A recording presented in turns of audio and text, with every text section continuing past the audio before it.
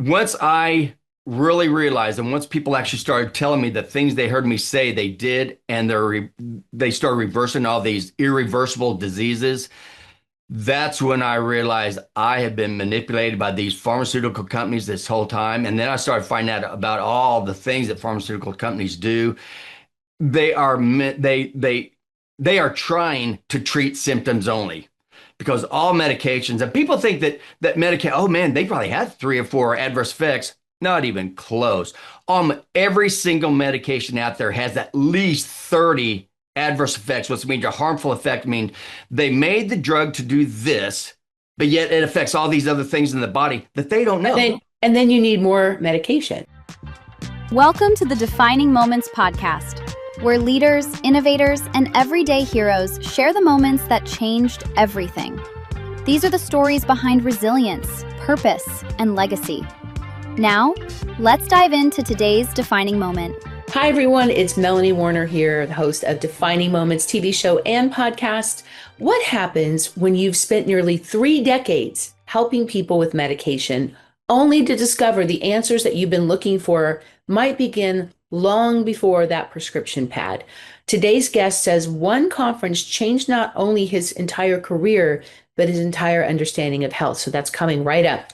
First, I'd like to acknowledge our sponsor, Defining Moments. This is our show where we explore the moments that change how we think, how we lead, and how we live, because sometimes one little discovery can change everything. I'm Melanie Warner, founder of Defining Moments Press, the host of the Defining Moments podcast and TV show, where we chat with authors, experts, corporate leaders, high-level coaches, and people who are turning their experience into best-selling books, premium brands, and powerful media platforms. This episode is brought to you by Defining Moments Press. We are a US-based publishing company, and we help experts around the world to write, publish, and promote a nonfiction book to elevate their expertise, their brand, and create meaningful impact in 8 weeks or less. So today's guest is no stranger to that process. He's also written a book. We're going to hear a little bit more about that today. Please welcome Dr. Steve Hughlett. Thank you for being here. Oh, thank you so much for having me here. This is going to be wonderful. Oh, absolutely. Now, you guys, Dr. Steve spent more than 35 years as a clinical pharmacist before one assignment completely changed the direction of his career. And what he learned while researching childhood obesity challenged many of the assumptions that he had held through decades in healthcare. Today, he educates people about nutrition, metabolic health, reducing dependence on medications when appropriate, and working alongside healthcare providers and his wonderful wife to help people pursue healthier lives. So, Dr. Steve, thank you again for being here. I'm going to ask you a couple of questions. We're just going to hop right in if you're okay with that. Sure, go for it. All right. So, after 27 years of being a pharmacist, you were asked to speak on childhood obesity. Looking Right. back, why was that assignment so different from every other presentation that you had given? The main thing is all the other presentations that I gave at this is an annual pediatric seminar that I was talking at. And it was always about medicine or disease state or anything like that. And this time they asked me to speak on childhood obesity. And, I really didn't know anything that about nutrition. And I just knew the same stuff that I've been spoon fed through my entire career about the food pyramid and how you have to eat mostly, grains and breads and pastas is the biggest part of it. And if you want to lose weight, you got to decrease calories and exercise more and all this stuff that I have now found it is absolutely ridiculous, the most opposite thing we could ever know. And so it made me find out that that's not true. That's actually wrong. And that is the actual path that leads to not only type 2 diabetes. And again, type 2 diabetes is like an umbrella disease. If you have type 2 diabetes, that's not like saying I have high blood pressure. That means you have everything. You have a fatty liver, you have a fatty pancreas, you have a fatty heart, you have all these things. And once I found out about this and I started reading this book, there's one main book that I read that just totally, the whole time I was reading, it's like, what? This isn't true. This isn't what I've been taught all along. And I just kept reading it. And I almost got irritated, like this can't be, but yet it made perfect sense. The book made perfect sense. So as soon as I closed that book, I started getting other books and other books, and that's what all this is. I could not stop reading and learning about what was going on. And once I found out that all these things that I was told was irreversible, progressive, chronic, irreversible, and people are changing them all the time. Type 2 diabetes. I've always taught that that was supposed to be progressive, chronic, irreversible. And now I'm talking to people who they're reversing their diabetes all the time. And they're reversing their fatty liver and rheumatoid arthritis and irritable bowel syndrome and all these other conditions that I've always taught was irreversible. And so I after I gave the talk, everybody came up and said that was because I changed, evidently I changed the talk and started telling everybody this. And they all came up and told me that I needed to write a book. So that's what I did. I wrote a book, and then my wife told me I needed to start a podcast. So I did that also. And then, and it wasn't even me going out there. People were coming to me after, I give a talk or something, I give a book. And then later, sometimes within a month later, they'd be contacting me saying, I listened to what you said, and I'm off all my diabetic medications right now. I thought, really? And then I had people say, they had rheumatoid arthritis for the last 15 years being treated with it, and now they have no pain at all. They're on zero medications, high blood pressure, everything. So that convinced me. It's like, okay, now I personally know these people that are actually reversing all these things like type 2 diabetes. And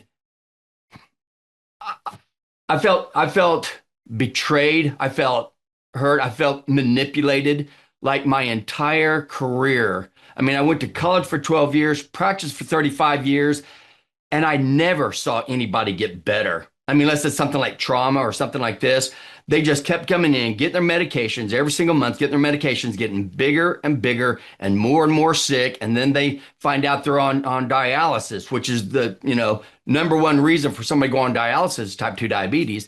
They were getting fatty liver disease. They were getting all these conditions. And now finally, I thought, I can help you with that. I know for a fact this can help. And the answer is so simple. Not quite easy, but the answer is so simple on how these people can all reverse it. That's why a lot of them did it even without our help, because they were so sick of it. They said, whatever I need to do, I'll do. And that's what they did. So what would you say was the biggest defining moment for you as a pharmacist or in your professional career? That once I really realized, and once people actually started telling me the things they heard me say they did, and they started reversing all these irreversible diseases, that's when I realized I had been manipulated by these pharmaceutical companies this whole time. And then I started finding out about all the things that pharmaceutical companies do. They are trying to treat symptoms only, because all medications, and people think that medication, oh man, they probably had 3 or 4 adverse effects. Not even close. Every single medication out there has at least 30 adverse effects, which means a harmful effect. I mean, they made the drug to do this, but yet it affects all these other things in the body that they don't know. And then you need more medication. Without a doubt, you need more medication. I remember you saying to me, like, you were shocked as a pharmacist to understand that even with diabetes, that taking the diabetes medicine actually made it worse. Yeah, and it created other issues that makes you dependent on more medication, which that made me mad, because I know people that have suffered with both type 1 and type 2 that could have been, it's a completely unnecessary epidemic, wouldn't you say? Oh, without a doubt. And when I found out exactly the history of diabetic medications and realized this was on purpose. They did this to make more. They even admitted it. They didn't even make any new diabetic drugs from 1985 to 2000. Didn't even make one because they said there weren't enough type 2 diabetics. And from 2000 to 2025, they came out with an additional 25 new diabetic medications. And the reason why is because diabetes, I've always been told this, diabetes is a problem of having too high blood sugar. And whatever you do, you got to get that blood sugar down. So I believed that, and all the patients believed that. All the physicians out there, they all believed it. And now I know that is not true. Having a high blood glucose is a symptom of diabetes. Diabetes is insulin resistant, and a full fat cell, when a fat cell gets so full, you can't put any more fat in it because all glucose gets turned to fat. That cell becomes resistant. And the more fat cells you fill up, the more resistant you become. And so while they're having everybody focused on glucose, they say my drug will help get that glucose down. But the way all diabetic medications work, they either make your pancreas produce more insulin or they make your cells more sensitive to insulin or both. That's how they all work. And that's when it got me. It's like, we are giving people, we're giving them the wrong, we're taking their eye off the ball. We're having them focus on the glucose. So everybody's wearing these CGMs and they're testing their blood glucose all the time. And they want to see what meds. It doesn't matter. I mean, yes, that's kind of good to know where your blood glucose is. But what you don't know is how much insulin does it take to keep that blood sugar low. So if you go into a doctor and he sees your blood sugar is normal, he's like, hey, you're fine. But that very possibly is not true. It's how much insulin have you built up over the years and decades? How much insulin does it take to keep your blood glucose normal? Because nobody checks a fasting insulin. And that is the one, that one thing we're having every one of our clients do. That's the only way you're going to know if you are pre-diabetic or diabetic or healthy is Yeah, on your insulin level. I had dinner with a good friend, an old friend, who we always get together every year to celebrate our birthdays. And she was just recently diagnosed with diabetes and she was shocked. She didn't even understand the symptoms. And so she started wearing a glucose monitor and even just like at dinner, not having sugar per se, but just having like a tortilla or a fajita, it spiked her blood sugar. And she's like, how did that happen? There's not even any sugar in this. And so people they're not always educated about what sugar and what glucose is. Like Right. carbs, your body can process carbs like sugar, correct? So what advice do you give people to recognize the symptoms and then what should they do immediately if they're concerned about this? The symptoms can really kind of vary. Even getting high blood pressure, a lot of times that's because you're getting insulin resistant. A lot of times it is. A lot of it's stress, different things like that. Um, the main thing is if you find out that you're hungry all the time and you are thirsty all the time, those are two big ones. It's like, why is this going on? Although that doesn't help either because, like you were saying earlier, people eat all this food from the food companies, thinking that the food companies would not put anything out there that is bad. When in reality, food companies put nothing out there that is healthy. It is all bad. Glucose, the difference between sugar and blood sugar. That's sugar, like tablespoon sugar.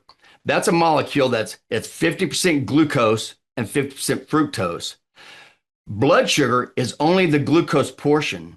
So that's another way they take your eye off the ball because they want you looking at the labels and looking at sugar or sugar free or all this stuff. That just means they didn't add any more glucose fructose combinations.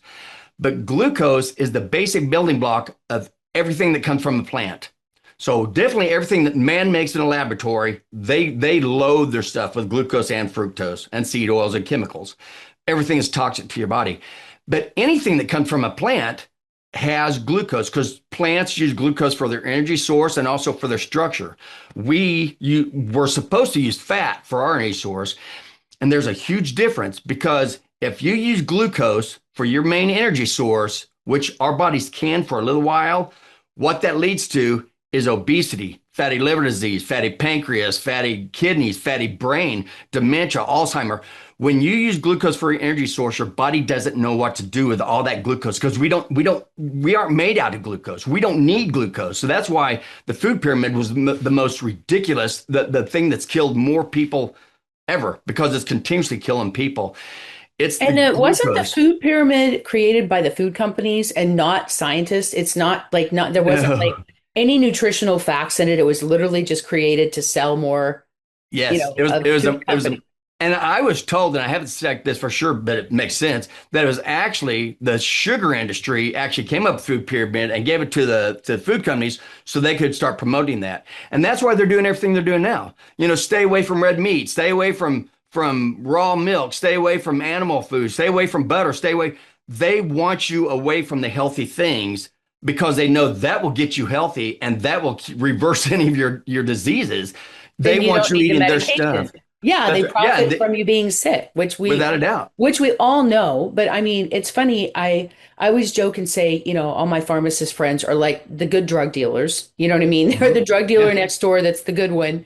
But they're, because everybody's pushing pills and that's the job. Like the doctors, the whole system thrives on people being sick, and the doctors get kickbacks for prescriptions a lot of times. And then yep. the pharmacists are just trying to process the requests Hmm. and the need, and it's like everybody's just kind of stuck in that system of take a pill for your ill.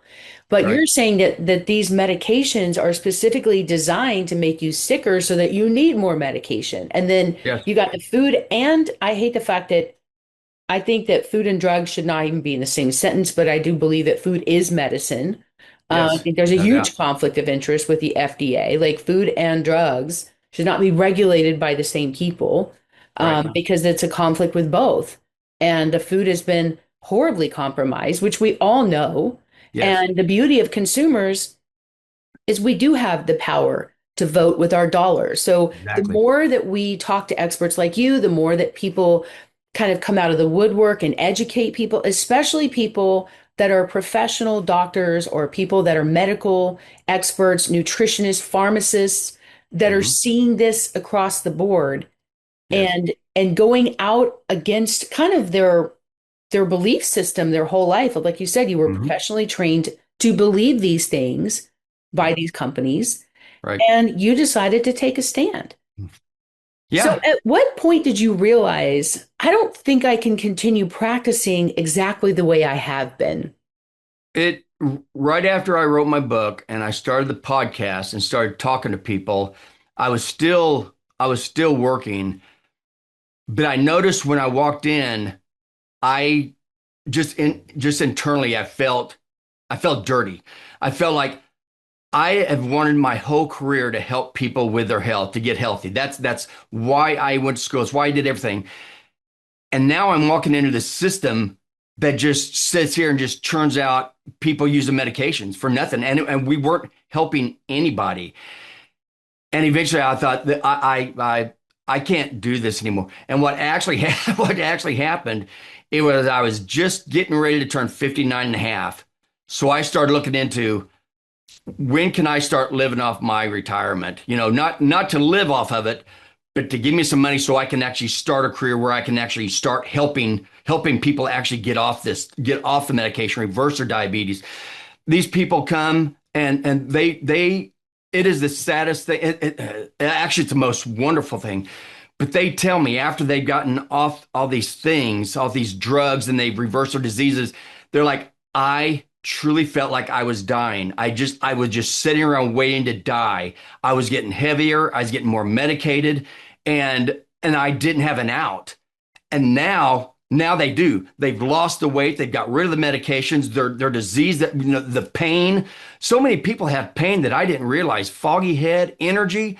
These are all things that I found out since I wrote the book and started the podcast. Is these are things that a lot of people are having issues with all the time, and I didn't know until they came to me. They're gone. They're gone. I used to be dragging all the time. I used to have pain when I get out of the bed and I'd walk in the morning, and that I'd hurt there and I couldn't lift my shoulder. And they're like, it's all gone. And now I have more energy than I've ever had. I don't even know what to do with the energy because that's the deal. When you change your nutrition, it doesn't take special supplements. It doesn't take exercise. In fact, we tell people if you're obese, don't even think about exercising. You don't need to. You will lose your weight and you will get all the fat off your organs just by changing what you eat, which goes back to what I said earlier. The food companies, because the food pyramid and all this other stuff, they're all have their little hands in the till. By doing that, they have forced people to use glucose for their energy source. And we don't have a lot of glucose stores. So whenever you eat that, you feel like you have energy for about 2 to 3 hours. And then all of a sudden you start going down. Well, as soon as you start going down, I was like, ooh, I'm getting hypoglycemic. I'm getting lightheaded. I need more food. So they call what the food manufacturer, they call that food. And so they eat more of this food, which is just more glucose. It's glucose and fructose, and now they pick back up again. And then they drop back down, and then they pick it back up again. That is what leads to fat storage, first in your fat cells and then around your organs. And that means every organ in your body. Once you switch that over, and start using your fat for your fuel source like God made us to do. That's what makes me sick. Everybody thinks that, medical professionals, they're smart, and scientists are also smart. All we're doing is trying to figure out, what did God do? God has made something miraculous, marvelous here. And we think we can fix it by changing this one little thing. And that's when we find out it screws everything else up, which goes back to the adverse effects. Most drugs have anywhere from 30 to well over 100 adverse effects. Just like Wow. Ozempic, statins, they are toxic. And Most, so, wait, let me stop you for a second.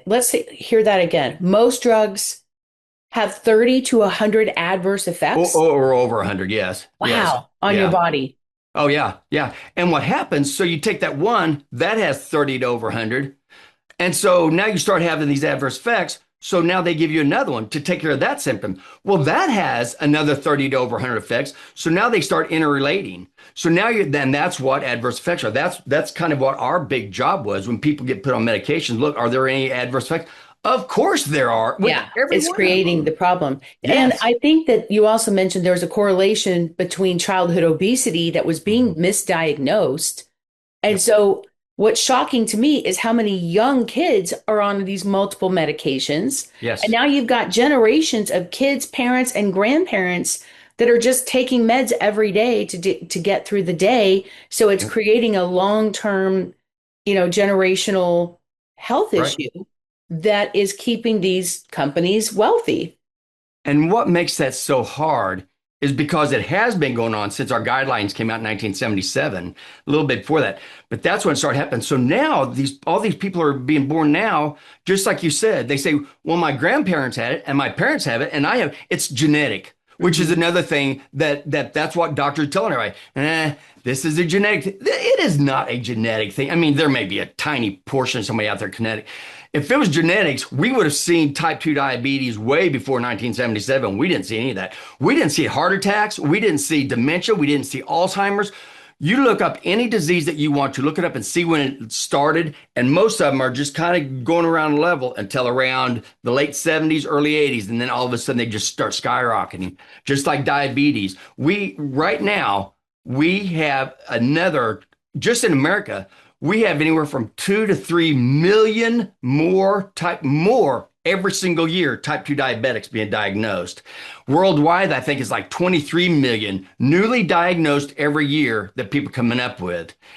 That's not genetics. That's my pharmaceutical design is what it is. Can you explain the difference between type 1 and type 2 diabetes? Because I always get them Yes. confused, and I think other people do as well. Yeah, and that's really interesting. That kind of also lets you know how crazy what's going on right now is. Right now, I mean, in the last 20, 30, 40 years. Type 1 diabetes means your pancreas stopped producing insulin. It just stopped producing insulin. And this is usually called childhood obesity anyway, it'll come to me. But you don't produce an insulin. So long time before 1920s, because that's when insulin was invented. Before that, these people would come in with type 1 diabetes, so they don't produce any insulin. They'd come into the doctor and they were so emaciated. They had no fat on their bones. They had no energy. But their blood glucose was like over 1,000. So these people, they were eating this stuff. They didn't have any insulin, so their body didn't know what to do with all this glucose.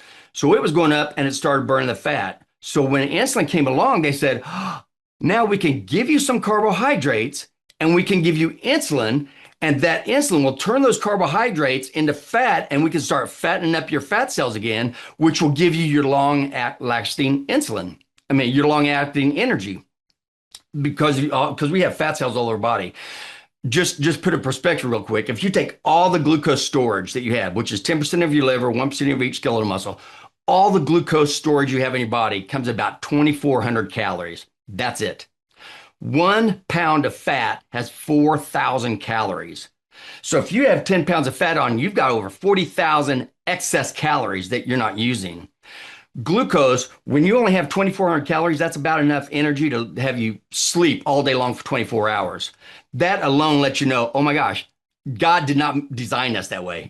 God did not design us to use glucose for our energy source. He designed us to use fat for our energy source. And when you use fat for your energy source, you burn the fat and that goes into your muscles and you get the fat off your organs. And that's why everything reverses. That's all we do with our program is get people away from being glucose burners to fat burners. But so anyway, so type 1 diabetics, they come in emaciated, tired, and they die. They were dying. The insulin saved their lives. Now, fast forward, type 2 diabetes means you have way too much insulin, way too much insulin. So now you're insulin resistant. So these are the people that when they eat stuff, their pancreas produces all this insulin and it starts turning it all into fat and storing it. So it's going to be producing insulin for years, decades, while it's sitting here and storing up all the fat cells. Now that's genetics. How many fat cells, how much fat cells you have on the outside of your body versus now those are full and now you start going on the inside. That's a whole nother topic. But that's what started happening is now they have us focus on the glucose. So they're giving us medications that makes our insulin go higher. So you have a pre-diabetes that's not an A1C of 5.7 to 6.4 like we've been taught, like your physicians have been taught. Pre-diabetes means your insulin levels are high and your glucose levels are low. And that can happen for like decades. And again, the only way you're going to know that is to get your fasting insulin level checked. But now there's actually what's called type 2 or double diabetes, because these people that their pancreas doesn't produce any insulin, so they're type 1 diabetic, so they have to give themselves insulin. They have been taught by the medical system that it doesn't really matter as long as you can eat whatever carbs you want. You just need to make sure that you're giving yourself enough insulin so your blood glucose doesn't go up, because carbohydrates and glucose, same thing. So if there's 50 grams of carbohydrates on something, that means there's 50 grams of glucose in something. And that's, again, marketing where they say, they have you look at the sugar. We have everybody look at just total carbs. Total carbs, that's what you need to look at. And for every 4 grams of carbohydrates or every 4 grams of glucose, same thing, that's kind of equal to a teaspoon of sugar that you would see in your cabinet. I've heard from nutritionists, and tell me if this is true, and maybe like if you're going to have a carb, add a fat to it, that it doesn't actually spike your glucose if you add a fat. Like if you have a piece of bread and you add butter, that it's supposed to balance it out so it won't spike. Is that true? No. Actually, that is the worst combination you can do, because if you just eat fat by itself, okay, you say you eat a ribeye. So you've got protein, you have the fat. It's all about your insulin levels. Fat does not affect your insulin levels at all. It doesn't. And insulin is the only thing that determines whether you're going to store fat or whether you're going to burn it. Insulin, that's the one hormone that does that. When your insulin levels are high, it forces you to store fat. You cannot burn it. And I can tell you exactly why that is. When it's low, it forces you to eat the fat out of your fat cells. Okay. And that use that for your energy source. You can't store it. Okay. And if you think of God, and this is going to go back to your question, because when you think of God, when you think of nature, nowhere in nature do you see fat and carbohydrates together. It's not there. There's nowhere. They both have plants and animals have protein. But then again, like I said, animals have protein and fat, and plants have protein and carbohydrates, plants and glucose. Now, some have more glucose in it. So like flour is just powdered glucose. So that's why they say if you eat anything with flour, that's powdered glucose. Okay. And I'm going to get back to the insulin thing too. And starch is just long chains of glucose. Everything is glucose. So if you're having issues, you want to stick to the plants that grow above the ground, because there's going to be less glucose in that. And that'll usually be fine. The ones below the ground, like potatoes, sweet potatoes, those have lots of glucose in it. Okay. Oh, that's really helpful. That's actually really helpful. So root vegetables, anything that's grown below the ground tends to have more glucose. Anything grown above the ground has less glucose. That's really helpful. Okay. So now back to your question. I eat a ribeye, and that's all I have is a ribeye. So there's protein. Protein might spike your insulin a little bit, depending on how much meat you're eating, but it'll spike it just a little bit. Fat doesn't do it at all. So when you eat that meal, your insulin levels are low. So and fat, they act like it's either glucose, fat. Fat is used for so many things in our body. Every single cell in your body, the cell membrane is made out of fat. Our cushions, the joints are cushioned by fat. Our visceral organs, they're cushioned by fat. We use fat for everything. Fat soluble vitamins, you have to have fat for that. Glucose has one function, and that's fight or flight energy. That's what it's supposed to be used for. So if I eat a ribeye with all this fat, keeps my insulin levels low, I'm circulating that fat around to all the parts of my body that needs all that fat and needs all that protein. And that's the way it is. It's not going into the fat cells and not being stuffed. Once I eat a carbohydrate with that, and most people eat a lot of carbohydrates with that. If you're sticking with like broccoli or cauliflower or something like that, you're going to be fine. There is glucose in it, but not that much. Yeah, it's not like the caveman was like, oh, I caught a wild boar. I'm going to eat it, but I need to wait till the risotto comes around. Exactly, exactly. And that is what I've learned also is when I need clarity, I think, okay, what happened with Adam and Eve? What were they doing? They weren't on prescriptions. They weren't eating all these carbs. They weren't eating all this bread and all this stuff. And what we have in the grocery stores is not bread. If you have actual real sourdough bread, that's going to be fine. It's healthier than the regular bread, but Right. it's still going Anything to have a little bit of glucose. and to clarify, so anything with the word enriched on the label is not healthy. No, It means no, it's man-made ingredients that they added to it for the right. patents or for the recipes. But yeah, so you want to stick with things that don't say enriched, processed, obviously Oh, processed. Like you said, flour is like powdered glucose. I love that. That's really helpful. yeah. Um, so now take that same meal. Now I have the ribeye, but now I Hmm. have the bread. I have a baked potato. I have Hmm. baked potato. Yeah. So now once you eat that, now your insulin levels are high.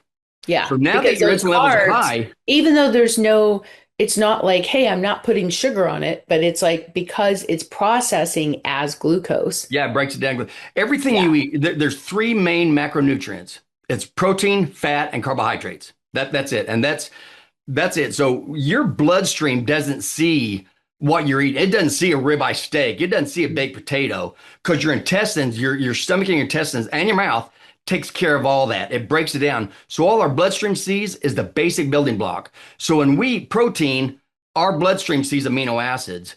When we eat fat, our bloodstream sees fatty acids. When we eat carbohydrates, our bloodstream sees glucose. So it all gets broken down into glucose. And that's why they try to make look, oh, get your glucose down. But they're trying to get everybody to stop looking at the insulin levels. And that's where back also the double diabetes. We were telling all these people who don't produce any insulin, you can eat whatever carbs you want, and just as long as you give yourself insulin. So now you have these people that used to, before insulin Yeah. came out, they came in emaciated, no energy. And now you've got obese type 1 Oh, diabetics. Never. and then you have people that are super skinny and they're diabetic and they don't Yes. look unhealthy. And I've seen that too in just Yes. people close to me where they can eat whatever they want and never gain weight, and you think they're healthy, but you like you're saying, they have fatty liver, they have fatty brain, they have all Yep. these fat, even though it's not showing as visceral fat, it's still unhealthy, even though they look on the outside like they're thin or they could be healthy. That's So exactly right. let's imagine somebody's listening and they're overwhelmed by so much conflicting nutrition advice because obviously they're hearing all these different things from so many people like fitness. Like I found too, like even the guys at the gym or the women, people trying to help you with fitness don't Mhm. often know much about nutrition. I know Yep. doctors, if you look at how many years they go to med school, on average, it's years. And yet, if you look at how much they study nutrition, it's almost zero. If you Oh, ask yeah. any of them, like not Yes. even 1 hour. And yet, we're trusting some of these people in these professional spaces to give us nutrition advice. So, somebody's listening to this, they're feeling overwhelmed by all this conflicting nutritional advice. Where should they begin? Oh my gosh. There's so many books. They can start by buying my book. Yeah, That'd be tell us one. about your book. Your plate is your fate, right? Yeah, it's called Your Plate is Your Fate. But I mean, seriously, there are tons of books. This is not just me. I didn't just come up with this because I wouldn't have. I was already brainwashed. I was already in the system. So I didn't know this until I But started. a book became a defining moment in your Yes. life. And Yep. that's what I love. That's why we do what we do, because it inspired you to think differently, to go against an entire belief that you've believed your whole life, and even Yes. invested in a career and shifted something so powerful in you that look at what it's done to not only change your own health, but so many other people Yes. from just that book and then these other Yep. books. So your plate is your fate. Uh-huh. So tell us, where can they get the book and explain what does that mean? Your plate is fate is just that people, whether every time you eat, the food that you eat is either going to make you sick or it's going to make you heal.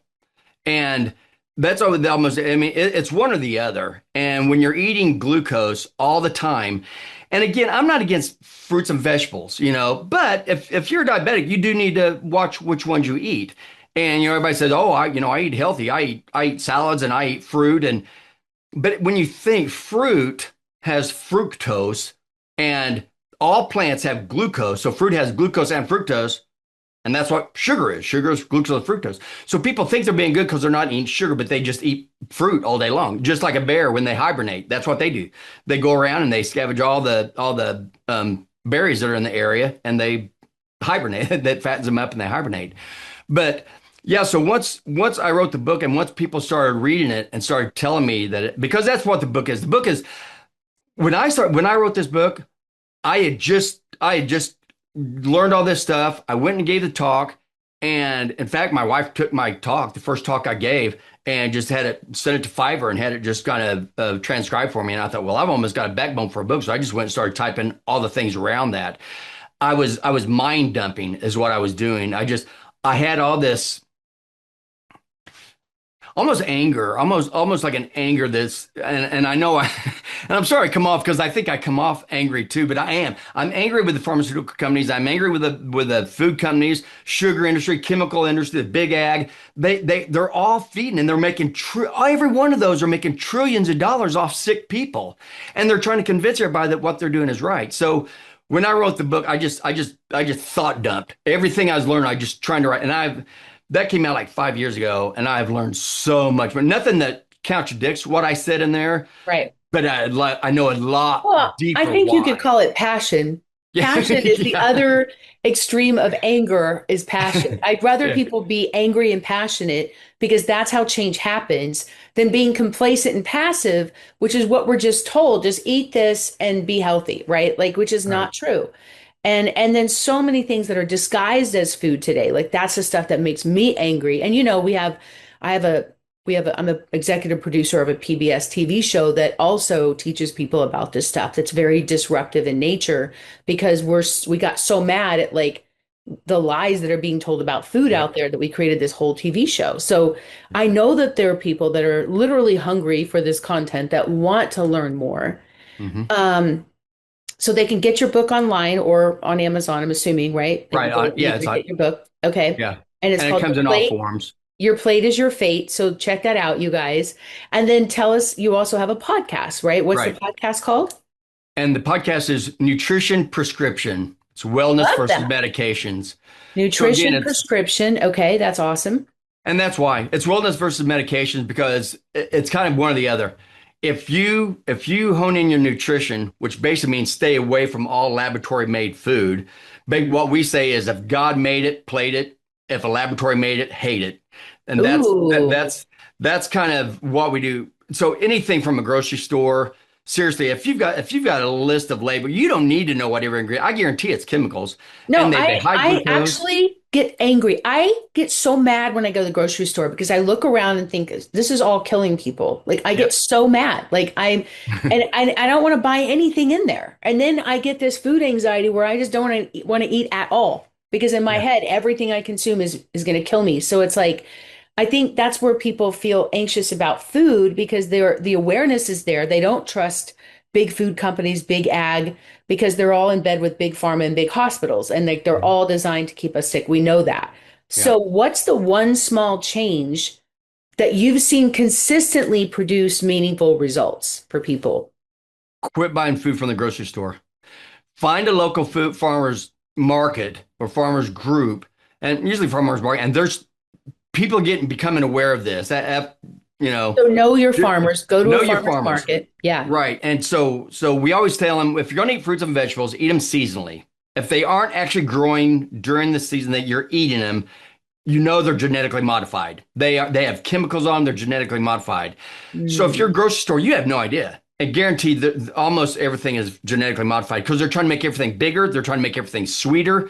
Bananas, watermelons, grapes, everything. They're Right. trying to make them Which bigger we and know sweeter. is GMO. You Yes. guys may have heard GMO, genetically modified, is it organism? Organism. Hmm. Yeah, GMO. And so that means that that organism was grafted or put together by humans as opposed to growing it in the ground. And sometimes um, it's created in a lab. I mean, there's so many weird things happening with food these days. So the food that Yeah. we think is food, this is what I really don't like, is we're so misled and lied to, specifically thinking innocently that we're going and buying food, not to Right. mention organic fruits and vegetables. Even if you think you're eating healthy, if you're not eating organic, you're probably getting some type of pesticides, Yes.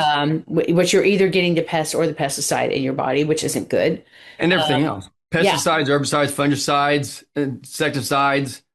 There are so many chemicals that are going into our bodies. So I think this is where I know I feel overwhelmed because it's like, what am I supposed to do? Go grow my own food again and become a pioneer and go backwards Mhm. 100 years, like where I got to go and do everything myself because I can't trust anybody. Like that seems extreme too, Right. right? And so where like I guess my biggest question is when you think about is there one thing in everybody's pantry that you're like, you got to start with that first? Like, do that first. Get rid of that first. What would Yeah. that be? Anything with, and this will wipe it out because the obvious ones are sugar, flour, and seed oils. If you look in your pantry, and Teresa and I go to the store and we look at the labels all the time. If you just say wipe out seed oils because seed oils are extremely inflammatory to your body, all this soybean oil, safflower oil, all this stuff. If you just wipe that one thing out, you look at your labels, anything that says safflower oil or sunflower oil or vegetable oil or seed or whatever it says, if there's an oil in it, unless it's a fruit oil. So avocado oil, So coconut oil. avocado oil is considered a fruit oil, not a Right. seed oil. So that's good.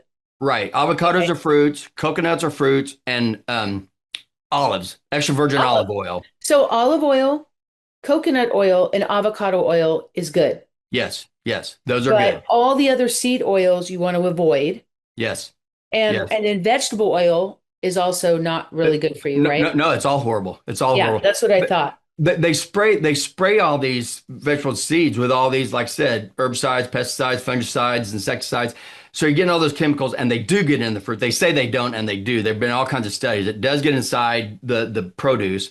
Then they bring them in, and now they're trying to get oil out of these things. So they do more. They put these petrochemical solvents on it to try, and it dissolves everything. It tries to get everything out of there. Then they have to put bleaching agents because they want to make sure it looks all really pretty for you when you see it. That's nice and clear and all that. So that's a bleaching agent. Then the Mm. people who work there, they say it stinks so bad. Now they put deodorizing agents in there, and so they've taken that everything out of the fiber, all the phytonutrients. They've taken everything out. Then they make this oil, and then they put the oil in a food that has nothing, and they might add just a little bit of B vitamins or something in there and say, oh, it's fortified. It's fortified because they took all the nutrients out and they're putting a few ingredients in there. That's why it's fortified. Basically, if you're reading a label, you need to stay away from it. Stay in the meat department. Meat department is fine. Produce department, again, depends, the ones that grow above the ground versus the ones that grow below the ground.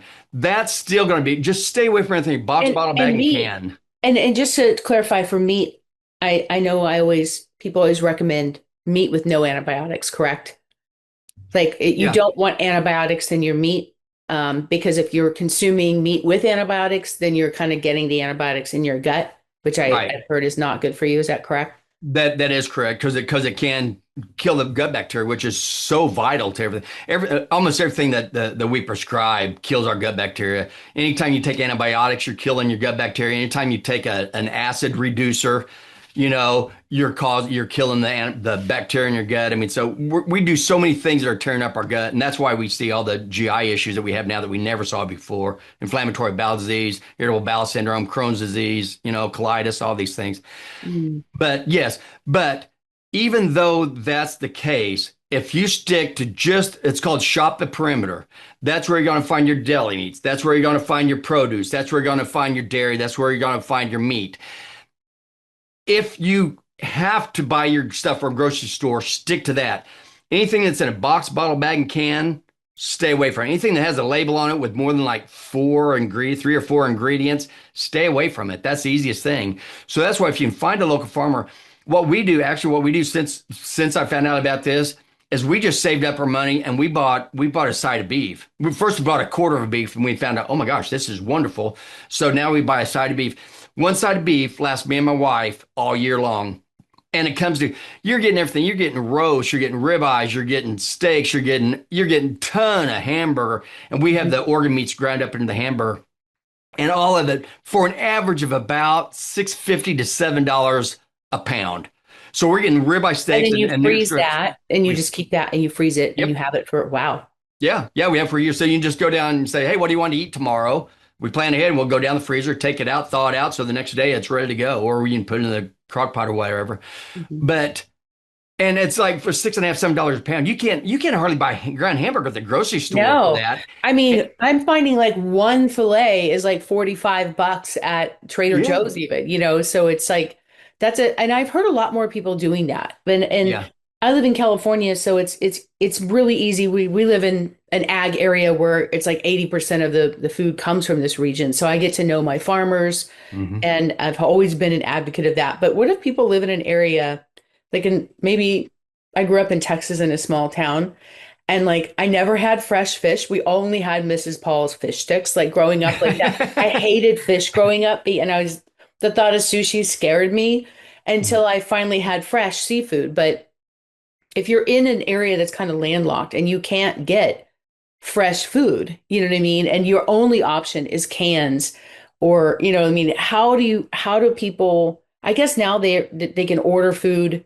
Like there's food Yes. boxes online that you can have Yep. stuff shipped to you. So it's Yep. easier than it used to be. But what do you recommend for people that are kind of landlocked and they're not around farmers or they have to just go to the store? That's their only option for food source.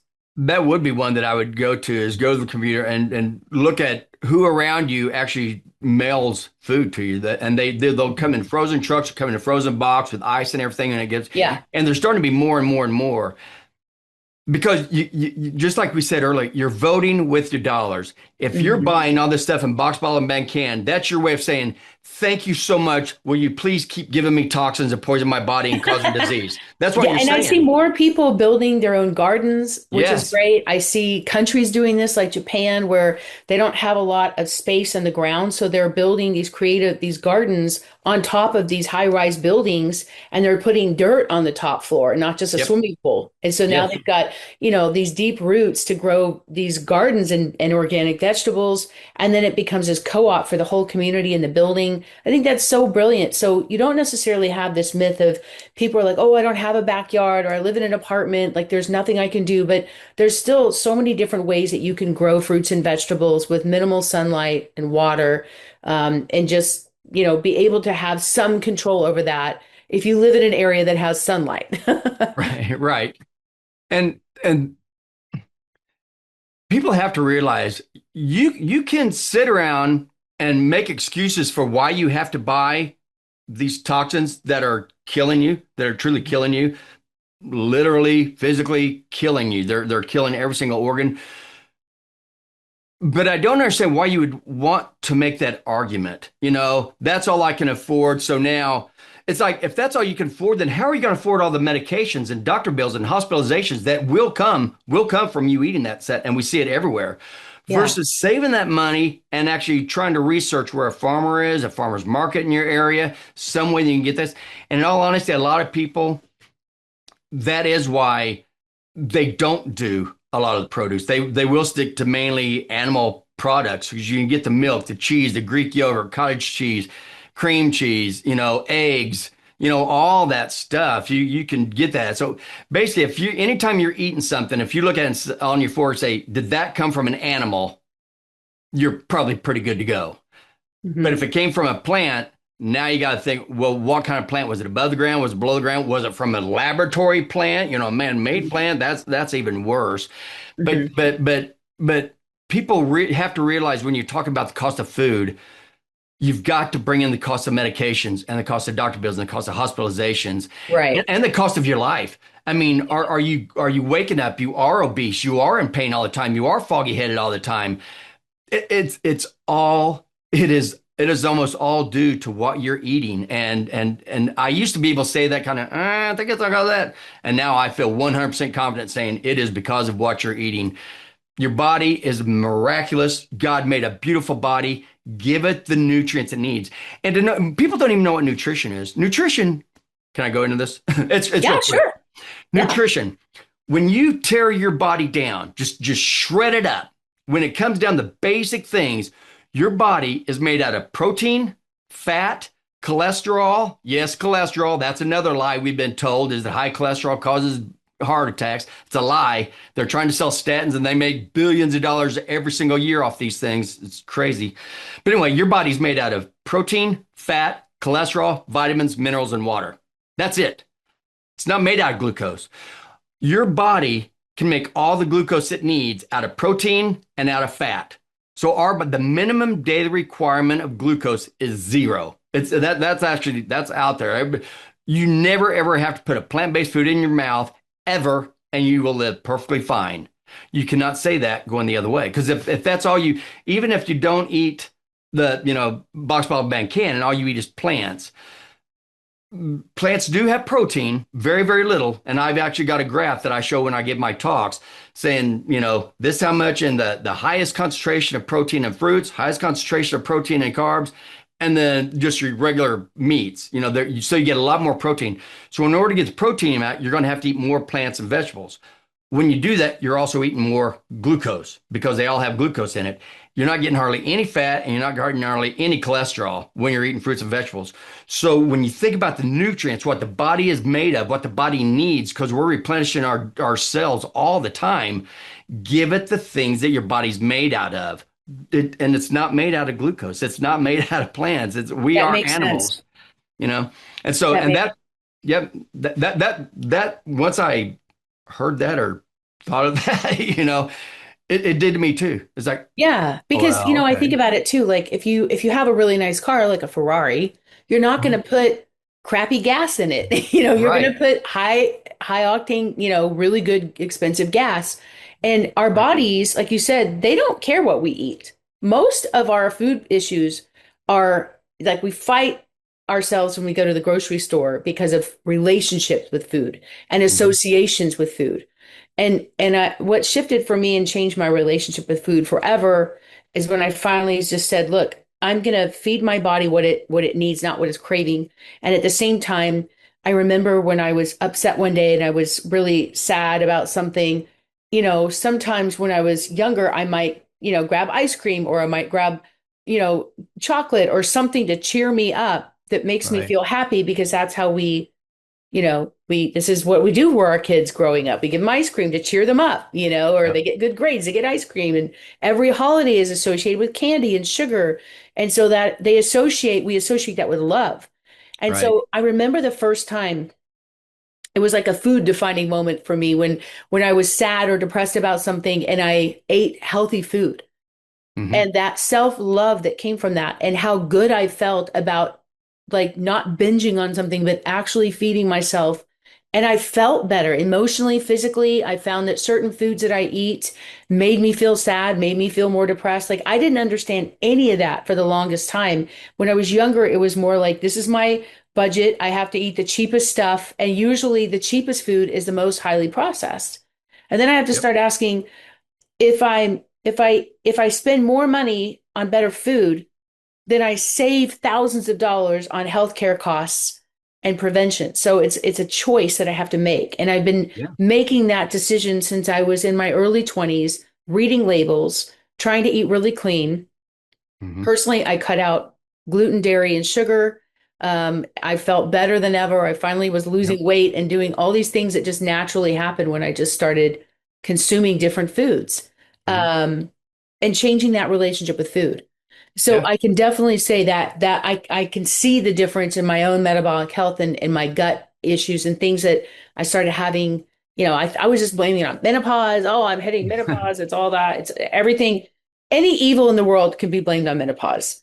right. The war in Iran and is menopause. You know what I mean? It's That's all right. menopause. Someone steals your purse, it's menopause. That's right.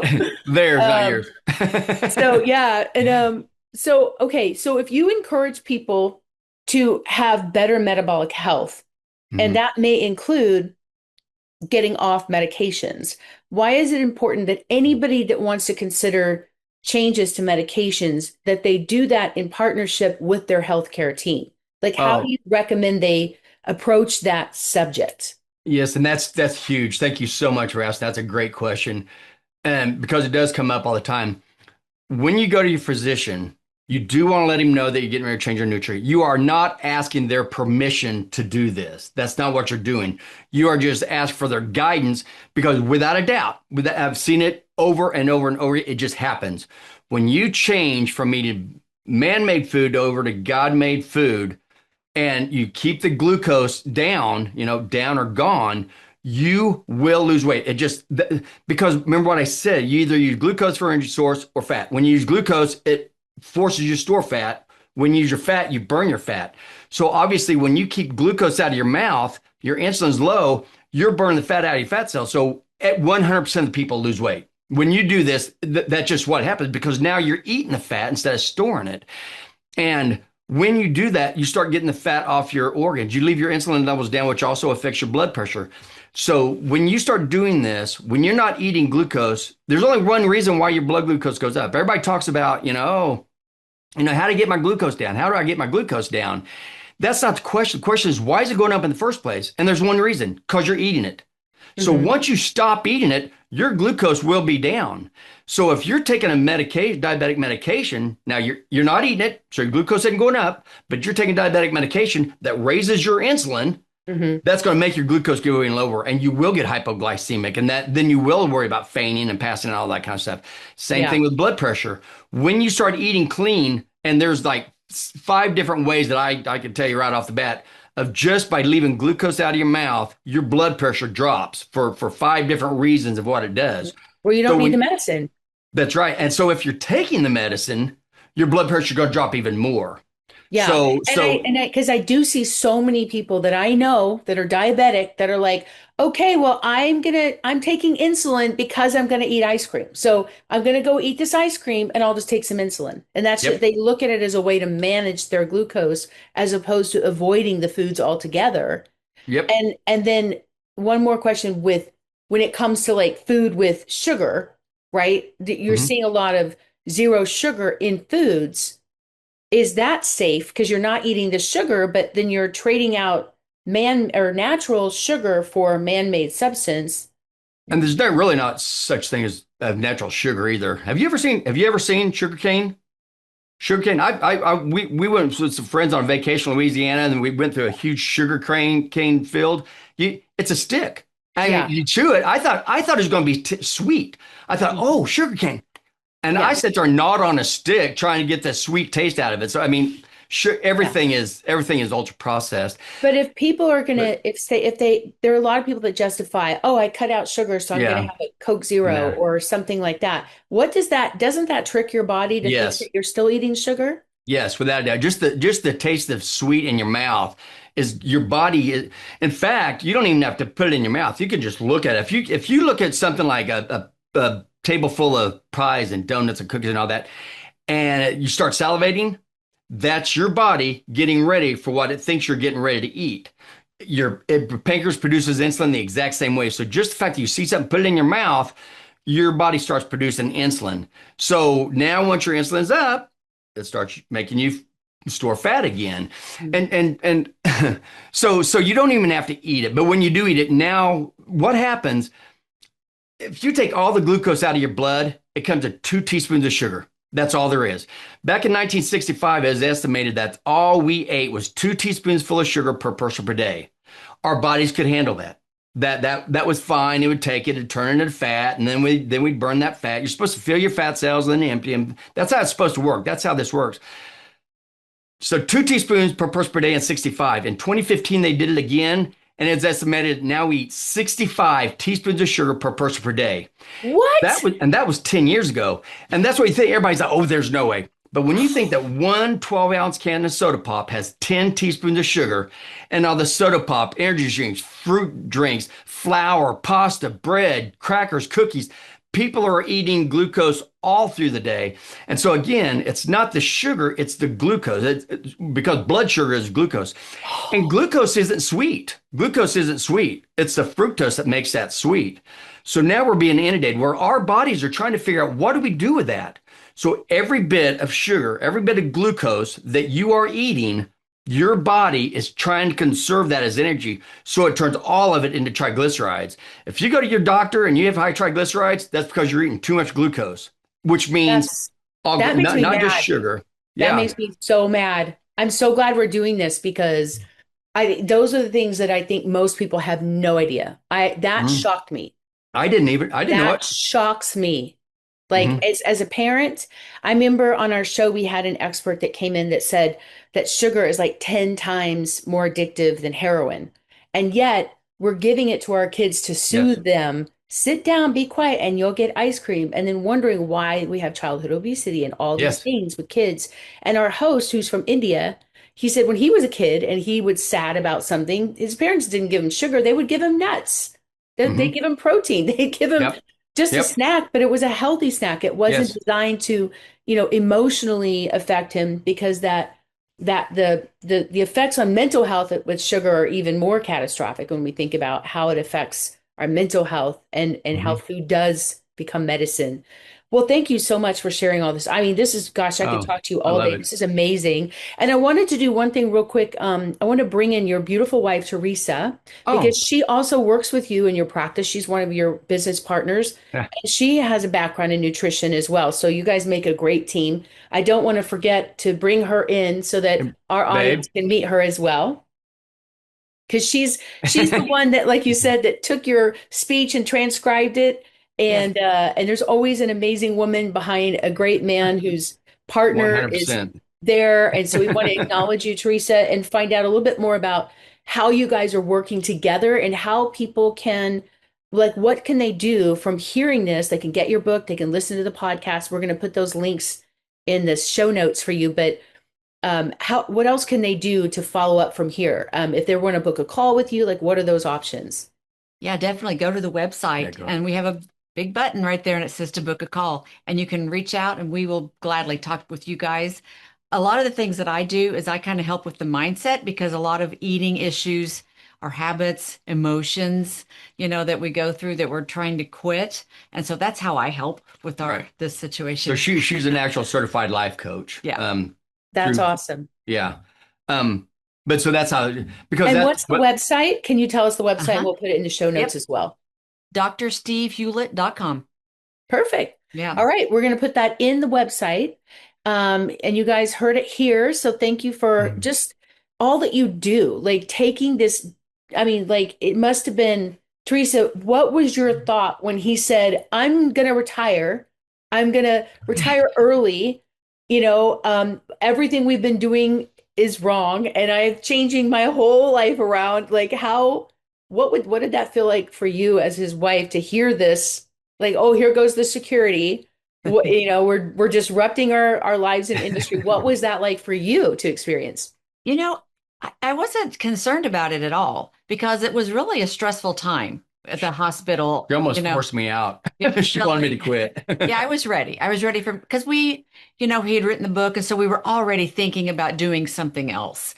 So whenever he said it and he was looking and we could do this, I was like, all right, let's do this. I So, love it, and I love that you used a book. This is as you know, like my mantra is like when you write a book, you become the instant authority. You're literally the expert who wrote the book on it, and like writing that book helped build this credibility, plus the credibility of being a licensed pharmacist and having that background as well from the medical perspective, combining those things, and then the two of you together with the mental side, the mental health and wellness side of being a life coach, along with the physical medical background that Dr. Steve had. It's like so cool to see you guys partnering together. And I had the pleasure of meeting all in person no, it was in great. Los We loved it. Angeles at Yep, the Yes, we loved beach. so it. fun.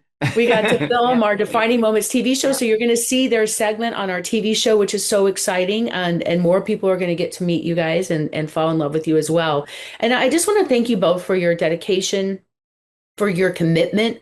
As hard as it is to go against big pharma and some of these big companies that don't want people speaking out against them. Like I always want to acknowledge the people that are brave enough and courageous enough to go against the grain and really fight to educate people.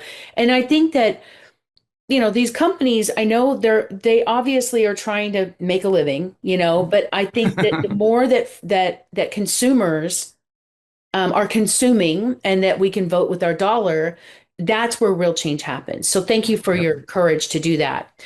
And before we wrap, I do have a few more questions, but I want to jump to a section that's one of my favorite sections of our podcasts and our shows where we feature a mystery guest. And you guys don't know who this is. You don't even know we're doing this. But at the end of every episode, I like to share a story about somebody that's similar to what you've been through, and kind of share the rest of the story. What's the defining moment? Like we hear often the success of people. We see the book, we hear, we see them on TV, but we don't always know that dark night of the soul. We don't know where they struggled to learn these things or struggle to share this with the world. And so I want to share a mystery guest with you. And this is, a man who, before nutrition became a mainstream conversation, before gut health became a buzzword, before anybody talked about lifestyle medicine, there was an Irish surgeon in the 50s and 60s, and he spent years working in Africa, and he noticed something that didn't fit what he had learned in medical school. Does that sound familiar, Steve? Very. Diseases that were becoming increasingly common in Western countries, like colon cancer, diverticular diseases like diverticulitis, diverticulosis, appendicitis, and other digestive illnesses appeared to be remarkably uncommon in many of the rural communities that he served. He started realizing that disease was happening between our throat and our like crotch area. So it Yep. had to be something with what we were consuming or in our environment. Now, most people would have just accepted it as coincidence. There's more people on the planet. Of course, there's going to be sicker people. He didn't accept that as a fact. He became curious and he began comparing lifestyles, food, activity, environment.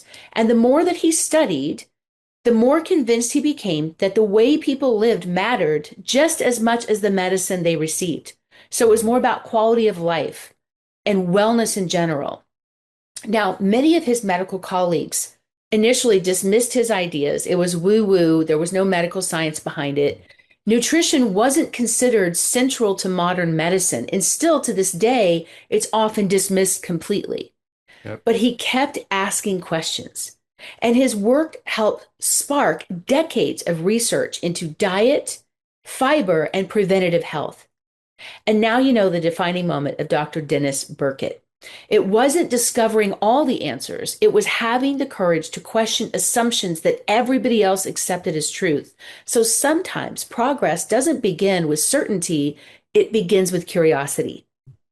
So, Yep. Steve, one thing that stands out in that story is that curiosity came from conviction. When you look back at your own journey, how important was simply being willing to ask, what if we've missed something? Right? What if we're open to like, there could be a different way to do this? Yeah. How And important was that for you when reading those books to be able to ask those questions for yourself? that was huge because when the first book that I read that basically let me know everything that I'd learned was wrong. And I didn't believe it. I didn't believe the book. I thought, who is this guy? How does he know? Which actually he is a physician. He's a nephrologist. So he deals, and that's why that's why he wrote the book, because he kept having all these people that were being put on dialysis. And he's like, why? And they were doing the same thing, giving insulin. They just kept getting sicker and sicker. So I started reading more, and everything he said actually made perfect sense. And what was And that book? I know people will want to know. it's called there was the obesity code, and then a second book was the diabetes code by Dr. Jason Fung. Fun. And FUNG. Okay, great. Thank you. when I read that, at first I was mad at him, like he didn't know what he's saying, and then I realized, oh my gosh, he's the one that knows what he's saying, and I've been taught wrong this whole time. And again, my whole life has been trying to help people. I truly care about people's health. I 100% do. And that's what made me mad is thinking here all along, I thought that's what health was, is managing people's medications. And now I know, oh my gosh, health is getting people off medications, reversing diabetes, and all these other diseases. So we started going to conferences. And then once we started going to all these conferences, we found out there's a lot of people who are coming to this awakening, and there's conferences all over the place. And people are coming, they want to learn more, and they get up to the mics and talk about all these. I mean, stage 4 pancreatic cancer. Everybody dies of that, they say.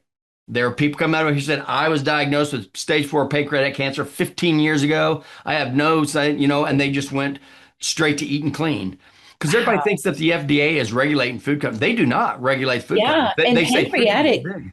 I Yeah, lost a grandmother to pancreatic cancer, and yeah. you keep hearing like that's the worst, like that you don't come Mhm. back from that.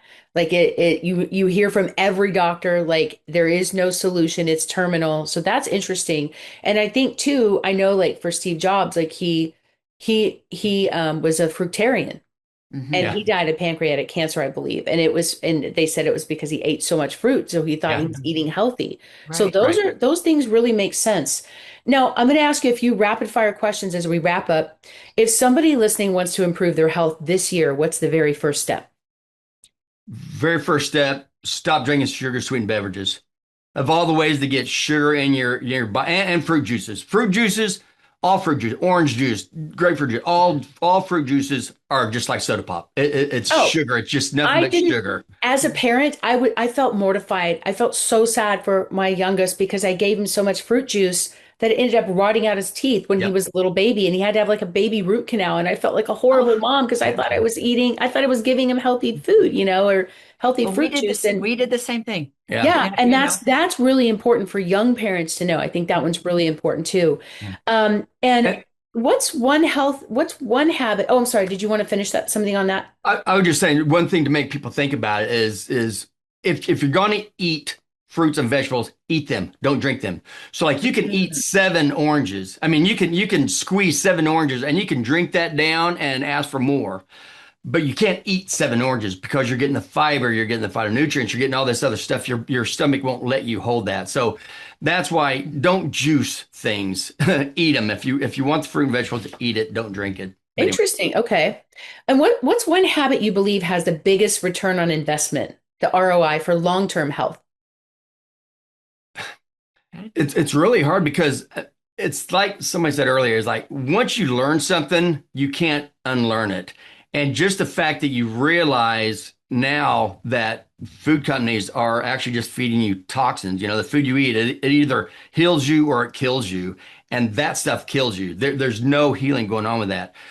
So just the fact that you learn that and you start looking at things, you start realizing, oh, that's got a label on it. I don't even want to look at it. You don't have to learn how can I read this? How do I know what all this stuff is? It's chemicals. Basically, it's chemicals. So if you have to read a label, don't. And once you learn that, that will just keep you going. And that's why we say like diabetes, we can get you off diabetic medications in less than 30 days because we just teach you stop eating glucose and now you don't need the medications. That doesn't mean you reverse type 2 diabetes, but when you continue to eat that same way, and it's usually easy for people to do that because when they clean up, the first two things that we hear all the time is their brain fog's lifted. They feel so much more clear, and their energy. They said they had never had that much energy, and then obviously the weight comes off. That's just a Great. given 100%.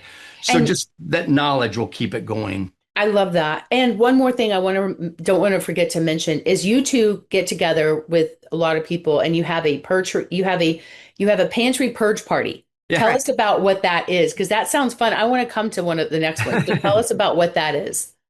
Yeah, so that is we are on Zoom and we go live. So, and if it's who's willing to open up their cabinets and let us all take a peek inside there and see. Actually, we have you empty your cabinets before we come on, so we don't see how crazy it was. But it's like we just look at all the ingredients, and it's really just to teach you you don't need to have that much stuff in your pantry. So many people. People that we know, we used to, family members, you open up their pantries and it is loaded with chips and crackers and cookies and non-food. It just is, it's not food. And it's just you go through the pantries together and like read the ingredients and like really now he talks about all those seed oils. Now and all the sugar and all the additives and the colorings. And that's how we do it. We have you empty the cabinets before we ever go on, and then you'll get a little list to say that.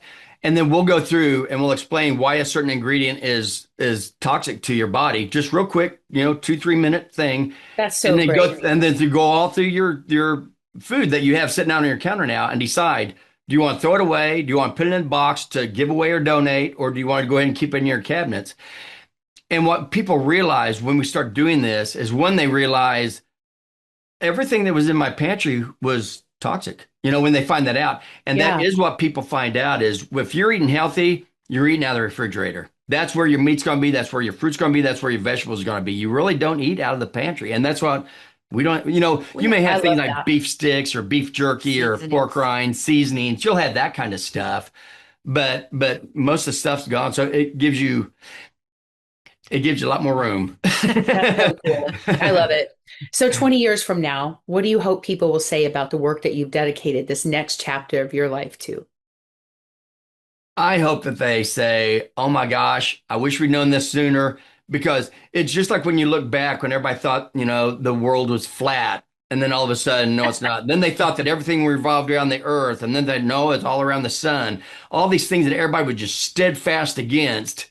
And now all of a sudden you look back and think, oh my gosh, that's crazy. I think that's where we're going to be now. When we find out that we've been treating diabetes with drugs that makes diabetes worse, and now we know what we knew. When I got out of school, I get passionate. When I got out of school, when I started pharmacy school, we still were treating type 2 diabetes with food. Type 2 diabetes, it just means stop eating the carbohydrates. Now they've switched. While I was in pharmacy, now they say, no, you can eat your carbs, just take your insulin with it. Right. It's so backwards, So that's where I'm hoping in 20 years we look back and this is another one of those times like, can you believe we used to give medicine for this stuff, that food is taking care of all these issues? I want to be in the group that helped educate people to that. I love that. Well, as we wrap up today, I just want to give you guys a chance to, is there anything else that we haven't talked about that you feel is urgent for people to know about diabetes or about metabolic health? Anything that we haven't shared yet? For both of you, Steve, Theresa. Right. Yeah. So I think, it's really important. Like when you go to the doctor and you find out maybe you have been diagnosed or you're pre-diabetic or whatever the diagnosis is because some people don't care. And it's like, oh, good. There's a pill and this will just take care of it. Well, you need to figure out your why. Why do you care that, you may lose a foot or all of these things that can happen to you. So I think the biggest thing is your why. Of course, the mental side of it. Why do you want to do it? Because this is simple. It just isn't easy to do this type of thing, really changing your life. Yeah. Especially when you're talking about, just like you talk about, giving sweets as a treat. It's sweet's a treat only for a few seconds on the back of the tongue. And after that, now it's down, the sweet is gone. And now your body has to deal with all the other stuff. So, people say, oh, it doesn't matter if I'm obese because you're supposed to love your body no matter what. It's like, this has nothing to do with love. That's a mind. That's between you and God. Everybody should love themselves. But if you truly love yourself, you've got to realize your body is the temple. If you're a Christian, your body is the temple of the Holy Spirit. Is that the kind of temple that you're wanting to build for your Holy Spirit? And as far as the Pantry Purge Party, if they go to drstevehughlett.com, the same website, you'll see two big buttons. One is book a call, and the other one is Pantry Purge Party. So if anybody's wondering how to get on that, that's how you get it. It's the same website. Just click on that and get on our next one. Well, you guys are so much fun. Thank you so much for being here. I really, really appreciate it. Thanks for having us. Absolutely. And, if you all, as you're watching, whether today's conversation challenged your thinking or confirmed what you already believed, one thing is certain: you do have power over your health, right? Good health isn't built by accident. It comes from the choices that we make every single day, and you have the power to make those decisions. So thank you, Theresa and Dr. Steve Hughlett. We appreciate y'all being here, and we appreciate all of you for being here, and we'll see you next time on Defining Moments. Take care, everyone. Bye-bye. All right. Thank you so much. Thanks for listening to the Defining Moments podcast. We'll see you again next time, and be sure to click subscribe to get future episodes.